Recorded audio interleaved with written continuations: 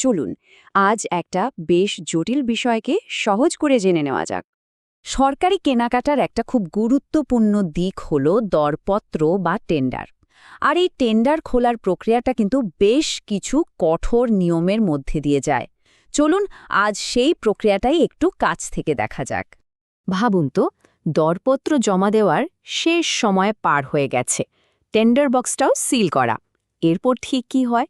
এটা কিন্তু বেশ উত্তেজনার একটা মুহূর্ত, আর পুরো ব্যাপারটাই চলে একটা খুব নির্দিষ্ট নিয়ম মেনে। চলুন তাহলে শুরু করা যাক। তো বাক্স খোলার আগে কিন্তু একটা জরুরি বিষয় একদম পরিষ্কার করে নিতে হয়। আর সেই বিষয়টা হলো গ্রহণযোগ্যতা বা রেসপন্সিভ হওয়া। মানে একটা দরপত্রকে তখনই বিবেচনা করা হবে যখন সেটা দরপত্রের সব শর্ত পূরণ করবে। ব্যাপারটা অনেকটা পরীক্ষার খাতার মতো, তাই না? সব প্রশ্নের উত্তর ঠিকঠাক দিলেই তো খাতাটা দেখা হয়। এখানেও ঠিক তাই, সব শর্ত মানলেই সেই বেড বা দরপত্রকে রেসপন্সিভ বলা হবে। আচ্ছা, তাহলে এখন মূল পর্বে আসা যাক।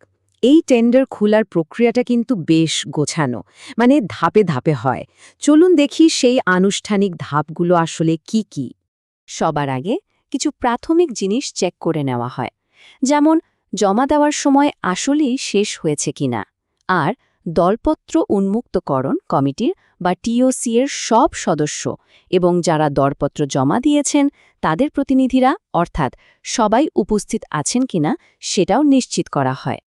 এরপর দেখা হয় শেষ মুহূর্তে কোনো পরিবর্তন এসেছে কিনা, মানে কিছু বিশেষ খাম থাকতে পারে, যেমন প্রত্যাহার বা উইথড্রল, মানে কেউ হয়তো তার দরপত্রটা তুলে নিতে চায়, সেটা সবার আগে খোলা হয় এবং তার মূল টেন্ডারটা আর খোলাই হয় না।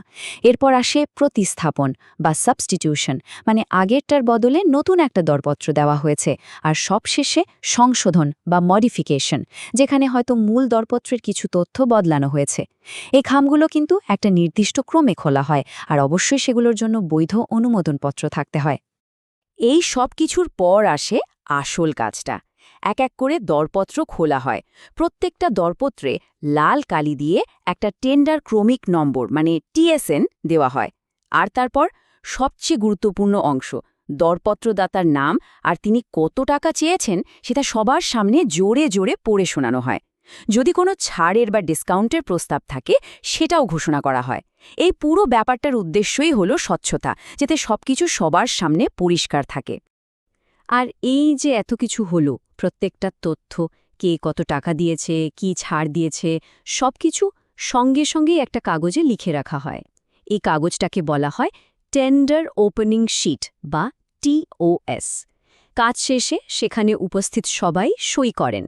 এটা কিন্তু খুব গুরুত্বপূর্ণ একটা প্রমাণপত্র। কিন্তু একটা প্রশ্ন থেকে যায়, তাই না? সব টেন্ডার কি সবসময় একটাই বাক্সে জমা পড়ে? যদি একাধিক জায়গায় জমা দেওয়ার ব্যবস্থা থাকে তখন কি হবে? চলুন সে ব্যাপারটা একটু জেনে নেই। সরকারি নিয়মে কিন্তু এই বিষয়টারও সমাধান আছে। একে বলা হয় একাধিক স্থানে দাখিল বা মাল্টিপল ড্রপিং। মানে দরপত্রদাতাদের সুবিধার জন্য হয়তো একাধিক জায়গায় টেন্ডার জমা দেওয়ার সুযোগ রাখা হয়েছে। তবে এখানে নিয়মটা খুবই সোজা আর স্পষ্ট। দরপত্র অন্য কোনো জায়গায় জমা দেওয়া গেলেও সেগুলো কিন্তু সেখানে খোলা হবে না, একদমই না। সব টেন্ডার বক্স নিরাপদে এক জায়গায়, মানে মূল লোকেশনে নিয়ে আসা হয়। আর সেখানেই একটু আগে আমরা যে খোলার প্রক্রিয়াটা নিয়ে কথা বললাম সেটা সম্পূর্ণ হয়। এই যে এত নিয়মকানুন, এত ধাপ, এর কারণ কি? কারণ হলো এর মাধ্যমে পুরো প্রক্রিয়ার একটা নিখুঁত পেপার ট্রেল বা লিখিত প্রমাণ তৈরি হয়। আর এই রেকর্ডের মধ্যে কিন্তু অনেক কিছু রাখতে হয়। যেমন ধরুন, টেন্ডার খোলার সময়ে কারা কারা উপস্থিত ছিলেন তাদের একটা লিস্ট, পুরো মিটিংয়ের কার্যবিবরণী, কোন কোন দরপত্রদাতা দরপত্র জমা দিয়েছেন তাদের নাম, ঠিকানা, জমা দেওয়ার সব কাগজপত্র, আর সবশেষে মূল্যায়ন রিপোর্ট, মানে একেবারে শুরু থেকে শেষ পর্যন্ত সবকিছু রেকর্ড। এর ফলে পরে যে কোনো সময় পুরো প্রক্রিয়াটা যাচাই বা অডিট করা সম্ভব হয়। তো সব মিলিয়ে এই যে এত কঠোর আর গোছানো একটা প্রক্রিয়া, এর মূল উদ্দেশ্য আসলে কয়েকটা। ১. স্বচ্ছতা নিশ্চিত করা। ২. ন্যায্যতা বজায় রাখা, যাতে সবাই সমান সুযোগ পায়। আর ৩ নম্বর হলো জবাবদিহিতা, মানে সরকারি টাকা কোথায়, কিভাবে খরচ হচ্ছে তার যেন একটা স্পষ্ট হিসাব থাকে। এটা ঠিক যে নিয়মকানুন মেনে চললে প্রক্রিয়াটা ন্যায্য হয়, কিন্তু এর সাথে একটা বড় প্রশ্নও চলে আসে। আচ্ছা, একটা ভালো প্রকল্পের জন্য সেরা ফলাফল পেতে গেলে এই কঠোর নিয়মের সাথে কিছুটা নমনীয়তার কি কোনো প্রয়োজন আছে? কিভাবে এই দুটোর মধ্যে একটা সঠিক ভারসাম্য আনা যেতে পারে?